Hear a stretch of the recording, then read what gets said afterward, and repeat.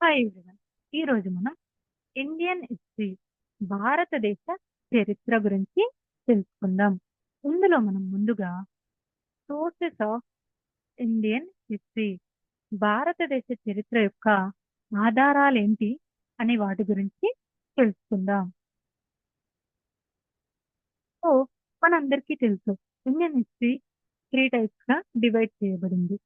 ఇందులో ancient Indian history ప్రాచీన భారతదేశ చరిత్ర, and next medieval Indian history మధ్యయుగ భారతదేశ చరిత్ర, అండ్ మోడర్న్ ఇండియన్ హిస్టరీ ఆధునిక భారతదేశ చరిత్ర.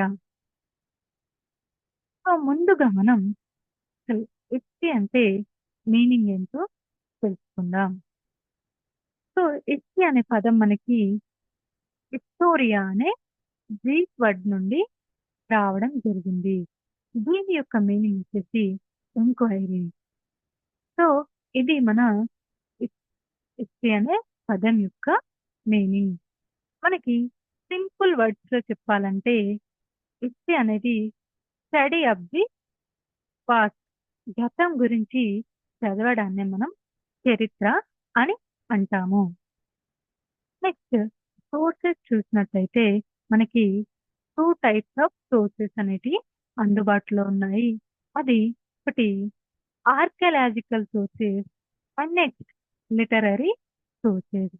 ఆర్కియలాజికల్ సోర్సెస్ అంటే మనకి తవ్వకాల నుండి వచ్చిన మెటీరియల్స్ అవ్వచ్చు, స్మారక కట్టడాలు అవ్వచ్చు, కాయిన్స్ అవ్వచ్చు, లేదా శిల్పాలు, ఇలా డిఫరెంట్ టైప్స్ ఆఫ్ సోర్సెస్ ని మనం ఆర్కియలాజికల్ సోర్సెస్ అంటే పురావస్తు ఆధారాలని అంటాము.